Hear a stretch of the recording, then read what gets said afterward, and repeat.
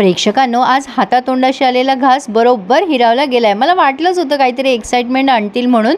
आरव गाडीत बसलेला असतो, इराची वाट बघत असतात हे कॉलेजला जाण्यासाठी।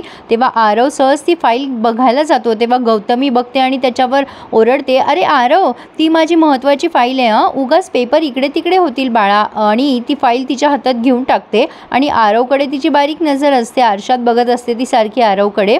आरवला गौतमीचा पाठलाग करायचा आहे हे मात्र नक्की आहे। तर आता छान दाखवले त्यांनी आज पण प्रेक्षकांनो। आता इरा गाडीमध्ये बसल्यानंतर हे निघाले, बापरे गौतमीकडे भारी गाडी आहे बाबा 30 लाखाची। असो, पण आता ही बयो घरातून निघालेली असते तेव्हा सहज ती फोटोकडे बघते शुभंकरांच्या आणि ती इमोशनल होते आणि बोलते की बाबा आज मी तुम्हाला शोधणारच। आणि तेवढ्यात तिला भास होतो शुभंकरांचा आणि ते तिला असं म्हणत असतात की बयो, तुझा काजवा अंधारात हरवलाय ग, शोधायला ये ना ग त्याला, मी तुझी वाट बघतोय। बयो तो भास बघून आणखीनच इमोशनल होते। सुमन आत्या येते आणि तिला जागं करते आणि म्हणते, काय ग बयो, तुला उशीर होत होता ना? बयो म्हणते, हो ग आत्या, निघतेच मी। आणि बयो आता निघाली आहे। तर आता पुढे आपण बघतोय प्रेक्षकांनो, कॉलेजमध्ये हे पोहोचलेत आणि हेतल भेटली आहे इराला। हेतल म्हणते, चल आपण आता जाऊयात। आता त्या अंकिताची वाट बघत असतात। आता ती गेल्यानंतर गौतमी आरवला म्हणते, तुला नाही जायचं आहे का, तुला उशीर होत असेल ना? आरव म्हणतो, हो मम्मा, हे काय निघालोच मी। अगं पण तू आज कुठे कुठे जाणार आहेस ग मम्मा?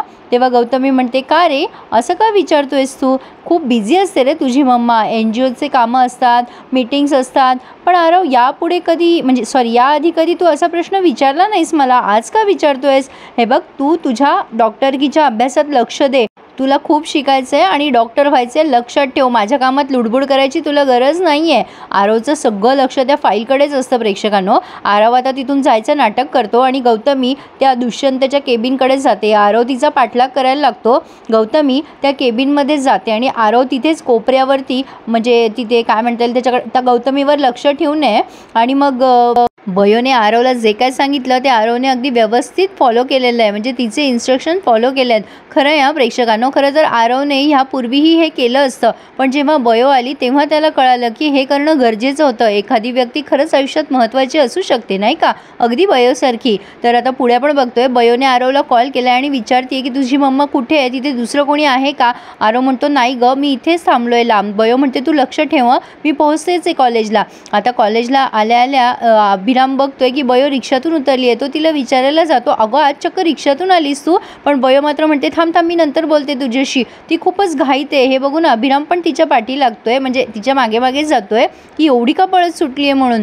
तर आता तिथे पोटे सर असतात, येत असतात ते बिचारे त्यांचे, पण आता बयो घाईमध्ये असल्यामुळे तिचं लक्षच जात नाही आणि दणकन त्यांच्या पोटाला धक्का लागतो आणि ते बदकन खाली पडतात। आणि मग काय, तडा तडा तडा तडा बयोला बोलायलाच लागतात की बयोकडे तर ते आधी खूप वेळ रागाने बघतात। बयोचा बिचारीचा 10 मिनिटं तिथे टाइमपास झालाय असं म्हणायला हरकत नाहीये।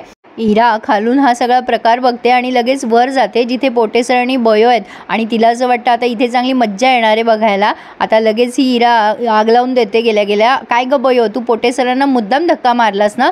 आता बयो चिडते आणि म्हणते, काय ग इरा, काही तोंडाला येईल ते बोलू नकोस, मी मुद्दाम कशाला धक्का मारेल, तुला दिसलं नाही का मी चुकून धक्का मारलेला आहे? आता ते पोटे सर म्हणतात, चुकून कसं काय धक्का लागला तुझा, हे कॉलेज एक रेप्युटेड कॉलेज आहे, तुला किती वेळेला सांगितलं, इकडे तिकडे उंडारत काय असतेस ग शाळेतल्या मुलांसारखी, ही काय तुझी गावातली शाळा वाटली का तुला?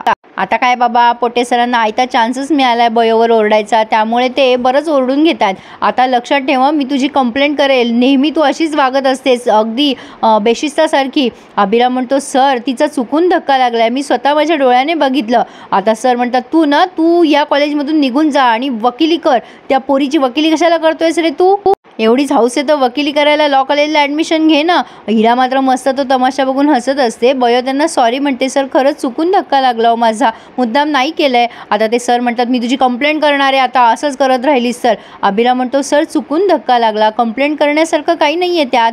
आता लगेच ही हिरा म्हणते, तू कशाला मध्ये मध्ये बोलतोयस रे, सर ओरडतायत ना, तिला गप्प बस। अभिरा म्हणतो, हिरा हे बघ, मी बोलतोय ना ते योग्यच बोलतोय, कंप्लेंट करण्यासारखं काही नाही आहे त्यात। आता हे सर म्हणतात, तू मध्ये मध्ये बोलू नकोस, तुला सांगितलं आपल्याला कळत नाही का रे?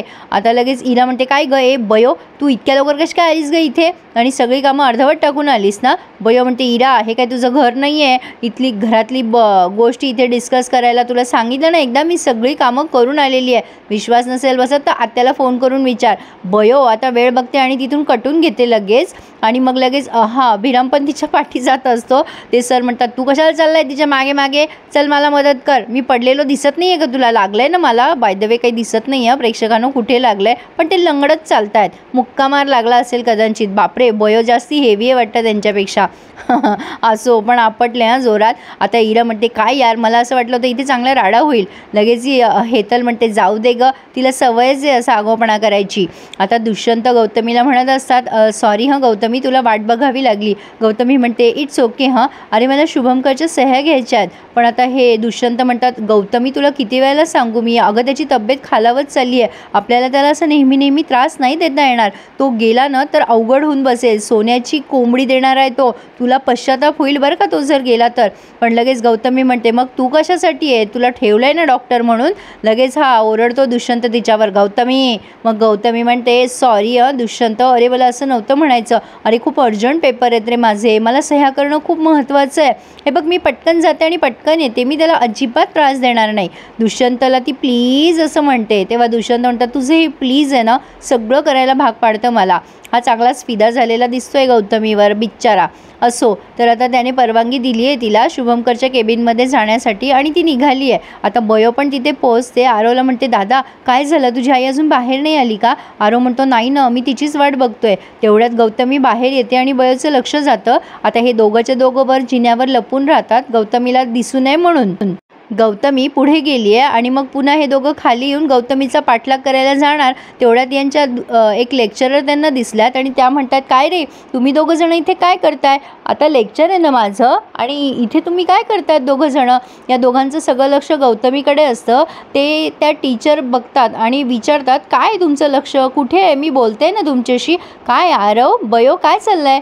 आता मात्र बयो बघते की गौतमी दिसेनाशीच झाली आहे आणि त्या दोघांचंही म्हणजे काय म्हणता येईल निराशा झाली आहे.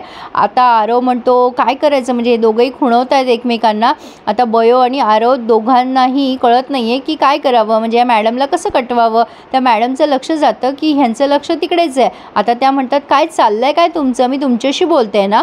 शेवटी बयो वेळ मारून देते आणि म्हणते अहो आम्ही पोटे सरांना बघतोय मॅडम, काही डाऊट्स होते क्लिअर करायचे आहेत. त्या मॅडम म्हणतात हो का, अहो मग रिसेसमध्ये करा, आता ही काय वेळ आहे का बयो डाऊट्स क्लिअर करायची, चला लेक्चरला. तर प्रेक्षकांनो अशा प्रकारे गौतमी तिथून निसटली आहे. तर इथे त्यांनी हा रिव्ह्यू पूर्ण केला आहे. पुढे आपण बघतोय गौतमी शुभंकरला उठवत असते ए उठ रे सह्या कर शुभंकर. आता शुभंकर अर्धवट शुद्धीमध्ये त्या सह्या करताय. पण आता बयो वैभवी अभिराम आणि आरव सगळेच जण इथे. बयो त्यांना सांगत असते की त्या पेपरवर जर सह्या झाल्या ना तर 100% बाबा इथेच कुठेतरी हे सिद्ध होईल. काहीही करून आपल्याला इराच्या आईच्या हातची ती फाईल घ्यायची आहे आणि आता ती अभिराम आणि वैभवीची मदत घेणारे बघायला मजा येणार आहे प्रेक्षकांनो. आता कुठे ते जरा सेन्सिबल दाखवत आहे. छान दाखवलं की छान दाखवलंच म्हणणार नाही का. असो पण आता बघूयात की शुभंकरांच्या सह्या झालेल्या दिसतील का त्या फाईलवर बयोला. बघणं इंटरेस्टिंग ठरणार आहे. काय म्हणता, आवडला ना रिव्ह्यू? मग प्लीज प्रेक्षकांनो एक लाईक करायला विसरत जाऊ नका आणि माझं चॅनल सबस्क्राईब करायला सुद्धा please subscribe my channel and enjoy my reviews.